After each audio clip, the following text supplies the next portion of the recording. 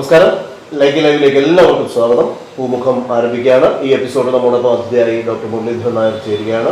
തിരുവിതാംകൂർ ദേവസ്വം ബോർഡിന്റെ സ്ഥപതിയും അതോടൊപ്പം തന്നെ വാസ്തു ആചാര്യനും വാസ്തുശാസ്ത്ര ജ്ഞാനപീഠം പ്രസിഡന്റുമാണ്. നമുക്ക് അദ്ദേഹത്തെ ഈ എപ്പിസോഡിലേക്ക് സ്വാഗതിക്കാം. നമസ്കാരം സർ. നമസ്കാരം.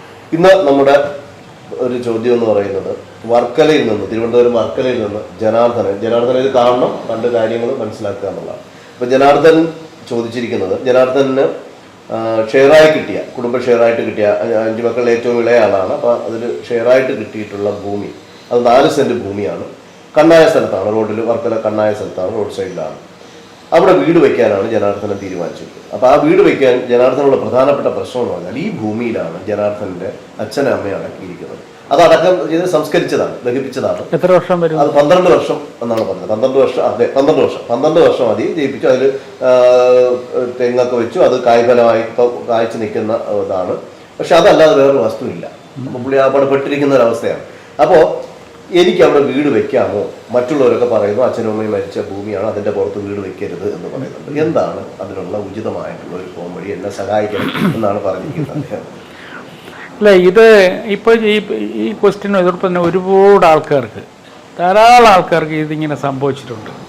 ഇതിപ്പോൾ ഇയാളുടെ കുടുംബ ഷെയർ കിട്ടിയതാണ്, അയാൾക്ക് വേറെ ഭൂമിയൊന്നും ഇല്ലയെന്ന് പറയുന്നുണ്ട്. ഭൂമിയൊന്നും ഇല്ലാത്തവർക്ക് വേറെ വാങ്ങാൻ നിവർത്തിയില്ലെങ്കിൽ പിന്നെ അവിടെ തന്നെ വീട് വയ്ക്കണം. അതാണ് അവരെ ഉറച്ച തീരുമാനങ്ങളാണ്. അതുപോലെ ഇത് അറിയാതെ ചില ആൾക്കാർ, പുറമേലുള്ള ആൾക്കാർ, ഇതുപോലെ അടക്കിയിട്ടുള്ള ആൾക്കാർ, ചിലപ്പോൾ 1-2 ആൾക്കാർ അടക്കിയ ആൾക്കാർ അവർ കൈമാറ്റം ചെയ്യും. അങ്ങനെ പെട്ടവർ വാങ്ങിയിട്ട് ഇവർ ഫൗണ്ടേഷനൊക്കെ കുഴിക്കുമ്പോഴായിരിക്കും ഈ ചുടലയും കാര്യങ്ങൾ കാണുന്നത്. അങ്ങനെ എത്രയോ സംഭവങ്ങൾ ഉണ്ടായിട്ടുണ്ട്. അപ്പോൾ അതിനെ എടുത്ത് മാറ്റല്ല, വീട് വയ്ക്ക് വേറെ വഴിയില്ല. അപ്പോൾ ഇങ്ങനെ ഇതിപ്പോൾ സർവ്വസാധാരണമായിട്ടുള്ള നടക്കുന്നൊരു കാര്യം തന്നെയാണ്. അപ്പോൾ ഈ നമുക്കിപ്പോൾ പറഞ്ഞു കൊടുക്കേണ്ട ഇതേ ഉള്ളൂ. 12 വർഷം കഴിഞ്ഞുകൊണ്ട് 12 വർഷം ഇപ്പോൾ 12 വർഷം കഴിഞ്ഞിട്ടുണ്ടെങ്കിൽ മാതാവിൻ്റെയും പിതാവിൻ്റെയും സ്ഥലം ഉണ്ടെങ്കിൽ നമുക്കുള്ള കാലം പരിപാലിക്കുന്നത് നല്ലതെന്ന് ഞാൻ പറയുള്ളൂ. പക്ഷേ ഇപ്പോൾ താമസിക്കാൻ വേറെ ഏക സ്ഥലമൊന്നുമില്ല. പക്ഷെ എനിക്ക് തോന്നുന്നത് റോഡ് സൈഡാണ്. അതെ, അതുകൊണ്ടായിരിക്കും അവിടെ വീട് വയ്ക്കാൻ ഉദ്ദേശിക്കുന്നത്. അതെ.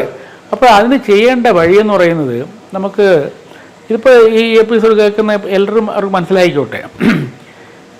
അവിടെ ഇപ്പോൾ 12 വർഷം കഴിഞ്ഞുകൊണ്ടാണ് ഞാൻ ആ കാര്യം പറയുന്നത്. 12 വർഷം കഴിഞ്ഞിട്ടുണ്ടെങ്കിൽ ആ ഭാഗത്ത് ഒരു 7 അടിയോളം താഴ്ചയിലും ഈ ചുടലയുടെ ഒരു 4 അടി വീതി വീതം രണ്ടിനും വച്ച് അവിടുത്തെ കംപ്ലീറ്റ് മണ്ണെടുത്ത് മാറ്റണം. അപ്പോൾ മണ്ണെടുത്ത് മാറ്റുമ്പോൾ അടിയിൽ ചെറിയ അസ്ഥി കഷ്ണങ്ങളൊക്കെ ഉണ്ടാവും, ജയിപ്പിച്ചിരുന്നാൽ ചെറുതൊക്കെ ഉണ്ടാവും. ഇത് മണ്ണ് കംപ്ലീറ്റ് പുറമേത്തേക്ക് മാറ്റണം. ആ ഭൂമിയിലിടരുത്. ഇത് ലോറിയിൽ കയറ്റി എവിടെയെങ്കിലും കൊണ്ട് കളയണം. എന്നിട്ട് പുതുമണ്ണ് നിറയ്ക്കണം. പുതുമണ്ണ് നിറച്ചിട്ട് നവധാന്യം വിതയ്ക്കണം. നവധാന്യം വിതച്ച് അത് പൊടിപ്പിച്ചിട്ട് നമ്മുടെ നാൽക്കാലിയിൽ വിട്ടത് തീറ്റിപ്പിക്കണം. അത് ഒരു ദിവസം അവിടെ നിർത്തിക്കണം എന്നല്ല, അത് ചാണകം ഇട്ട് അവിടെ നിൽക്കുക ഒരു നല്ലതാണ്. അത് കഴിഞ്ഞ് ശരിക്കും ശക്തമായ രീതിയിലൊരു ഭൂമി പൂജയൊക്കെ ചെയ്ത ശേഷം നമുക്കൊരു വീട് പണിയുന്നതുകൊണ്ട് വേറെ ദോഷമില്ല. ഇങ്ങനെ ചെയ്യാം, വിധിപ്രകാരം ചെയ്യണം. ആ നല്ലൊരു കർമ്മയെ കൊണ്ട് പൂജയും ചെയ്യണം. പൂജ ചെയ്തിട്ട് നമുക്ക് ഒരു വീട് വയ്ക്കുന്നതിന് പിന്നെ മാതാപിതാക്കളുടെ മനസ്സുകൊണ്ട് പ്രാർത്ഥിച്ചോളണം. വേറെ ഒന്നുമല്ല, എനിക്ക് കയറി കിടക്കാൻ വേറെ സ്ഥലമൊന്നുമില്ല, അതുകൊണ്ടാണ് ഇങ്ങനെ. പിന്നെ ഈ വീടെല്ലാം വച്ച ശേഷം ഈ മരിച്ച മാതാവിൻ്റെയും പിന്നെ പിതാവിൻ്റെ ഫോട്ടോ നമുക്ക് വീടിനകത്ത് ഡ്രോയിങ് ഹാളിലോ ഡൈനിങ് ഹാളിലോ അത് തെക്കോട്ട് ദർശനം വരത്തക്കരിയിൽ വയ്ക്കുന്നത് നല്ലതാണ്. ഒരു പരിഹാരം എന്നുള്ള നിലയിൽ അങ്ങ് വയ്ക്കുക. എല്ലാം തന്നെ 12 വർഷം കഴിഞ്ഞാൽ നമുക്കിത് മാറ്റുന്നതിന് നിയമ തടസ്സമില്ല. പ്രധാനമായിട്ട് അപ്പം ജനാർദ്ദനും അതുപോലെ ഇതുപോലെ സംശയമുള്ള ആളുകളും പ്രത്യേകം ശ്രദ്ധിക്കുക. ഇതുപോലെ കാര്യങ്ങളിൽ മാത്രമേ വഴിയുള്ളൂ.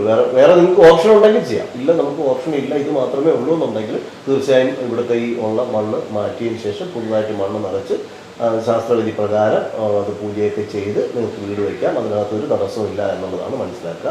അത് പിന്നെ അതോടെ ഈ പറയുമ്പോൾ എല്ലാവരും 5-6 ആളുകൾ വന്ന് ഉപദേശിക്കാനും അല്ലെങ്കിൽ അഭിപ്രായം ഭയങ്കര അതാണ് പ്രശ്നം. അഭിപ്രായങ്ങളിലോട്ട് ഒന്നും പോകണ്ട. നിങ്ങൾ കൃത്യമായിട്ടൊരു വാസ്തു ആചാര്യന്റെ ഉപദേശം മാത്രം തരിക. ബാക്കിയുള്ളവരൊക്കെ പറയേണ്ടവർ നിങ്ങൾ കൃത്യമായിട്ട് ഒപ്പീനിയൻ. ഇതിനകത്ത് വേറൊരു കാര്യമുള്ളത്, ഈ വാസ്തുശാസ്ത്രം ആദ്യം പഠിച്ച ആൾക്കാർ ധാരാളം കേരളത്തിലുണ്ട്, എന്നാൽ പഠിക്കാത്തവരാണ് കൂടുതൽ. അപ്പോൾ അവർ വന്ന് വെറുതെ അനാവശ്യമായ ഓരോ ആൾക്കാരെ പറഞ്ഞ് ഭയപ്പെടുത്തും. അവരൊന്നും വീട്ടിൽ കയറ്റരുത്. അപ്പോൾ ഇതോടൊപ്പം തന്നെ മറ്റൊരു കാര്യം, അപ്പോൾ ഈ കാര്യം മനസ്സിലായി. ഇനി ഒരു ചോദ്യം ഉണ്ടല്ലോ, നമ്മൾ അദ്ദേഹത്തിന്റെ വീട് വയ്ക്കുന്നതുമായി ബന്ധപ്പെട്ടിട്ടുള്ള കാര്യത്തിൽ വസ്തുവിന്റെ ഒരു 6 സെന്റ് വസ്തുവുണ്ട്. വീടിന്റെ പടിഞ്ഞാറ് വശത്തായിട്ട് റോഡുണ്ട്, തെക്ക് വശത്തായിട്ട് 4 അടി വീതിയിൽ വഴിയുണ്ട്. അപ്പം അദ്ദേഹത്തിന് തെക്ക് ദർശനത്തിൽ വീട് വെക്കണമെന്നാണ് ആഗ്രഹം. അപ്പൊ അങ്ങനെ വെക്കാമോ? അതിലെന്തെങ്കിലും പ്രശ്നമുണ്ടോ? അതോ ഈ പടിഞ്ഞാറ് വലിയ റോഡാണ്, ചില ആൾക്കാർ തെക്ക് വേണ്ടെന്ന് പറയും. ഇത് കാരണം നമ്മൾ തെക്ക് എല്ലാവർക്കും പേടിയാണ്. അപ്പൊ പുള്ളി ചോദിച്ചിരിക്കുന്നത് തെക്ക് ദർശനത്തിൽ വീട് വെക്കാനാണ് എനിക്ക് ആഗ്രഹമുള്ളത്. അപ്പൊ അത് എന്തെങ്കിലും തടസ്സമുണ്ടോ?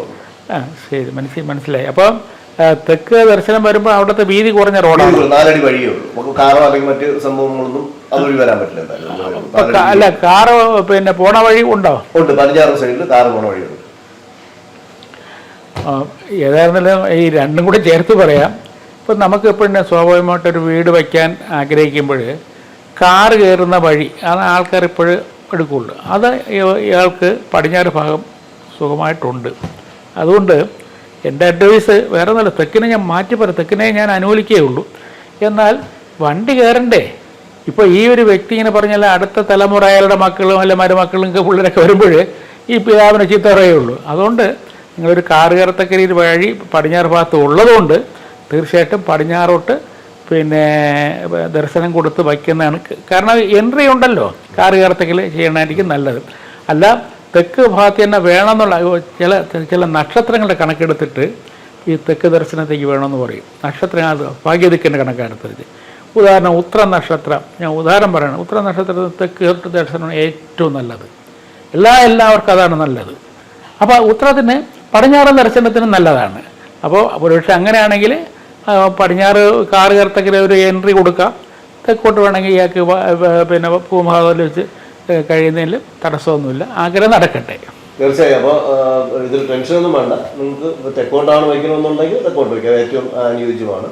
പടിഞ്ഞാറോട്ടാണ്, കാരണം നമ്മളിപ്പം എപ്പോഴും സൗകര്യങ്ങളാണ്. വീട്ടിലേക്ക് വാഹനം കയറണം, അല്ലെങ്കിൽ ആളുകൾ വരുമ്പോൾ ഒരു ലുക്ക് വീടിൻ്റെ റോഡിനും മുൻവശത്താണ്, അല്ലെങ്കിൽ വീടിൻ്റെ ഫ്രണ്ട് സൈഡിൽ റോഡുണ്ടെന്നൊക്കെ പറഞ്ഞ് വരുന്ന ഒരു രീതിയിലേക്ക് പോകാനാണ് ആഗ്രഹമെങ്കിൽ അങ്ങനെ പടിഞ്ഞാറ് ദർശനം തന്നെ ഉപയോഗിക്കാം. ഇല്ല, നിങ്ങൾക്ക് മറിച്ച് നിങ്ങളുടെ നക്ഷത്രവുമായിട്ട് ബന്ധപ്പെട്ട് എന്തെങ്കിലും ചോദിച്ചിട്ടാണ് ഈ ചോദ്യം നിങ്ങളോട് ചോദിച്ചെങ്കിൽ തീർച്ചയായും അതനുസരിച്ച് നിങ്ങൾക്ക് തെക്ക് ദർശനമാവാം. അതിന് യാതൊരു തരത്തിലുള്ള ബുദ്ധിമുട്ടില്ല. ഈ എപ്പിസോഡിലൂടെ പൂർണ്ണമാവുകയാണ്. അപ്പോൾ ബെല്ലൈക്കൺ അമർത്താൻ മറക്കരുത്. ഷെയർ ചെയ്യുക, സബ്സ്ക്രൈബ് ചെയ്യുക. കൃത്യമായി നിങ്ങളുടെ സംശയങ്ങൾ കൃത്യമായി എഴുതി ചോദിക്കുക. അതിനകത്ത് കമൻറ്റ് ബോക്സ് രേഖപ്പെടുത്തുക, അഭിപ്രായങ്ങൾ പറയുക. കൃത്യമായി മറുപടി അടുത്ത എപ്പിസോഡുകളിലൂടെ നിങ്ങൾക്ക് ലഭ്യമാകും. നമസ്കാരം.